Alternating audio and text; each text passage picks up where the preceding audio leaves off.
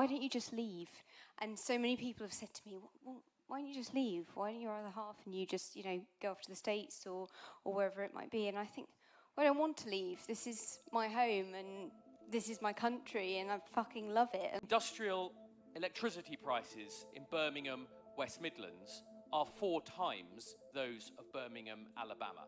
For too long, our political system has been allergic to ambition.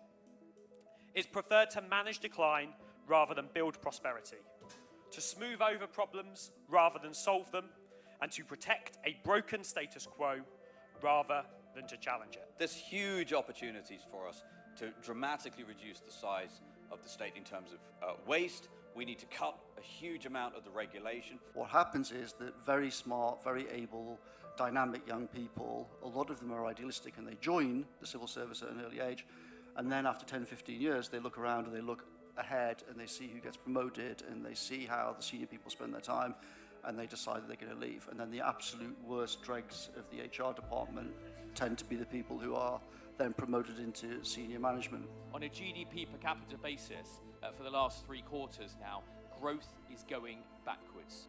Because this isn't about party politics anymore. We are well past that point. This is about whether Britain can rebuild before it's too late.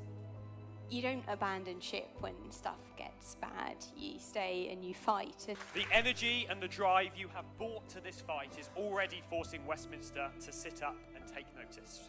So my view, and why I'm here and why I'm an advocate of the LFG movement and others, is that it needs a hard reset. It needs a reboot. It needs new system design, new system thinking. We cannot abide by this any longer. We need wholesale transformative reform, and that's what we think we need in order to turn this country once again into one that can walk tall in the world and genuinely lead the world again in this new industrial revolution. We will 10x to build something that cannot be ignored by Westminster, which otherwise they will ignore, and we know they have because they have for 20 years.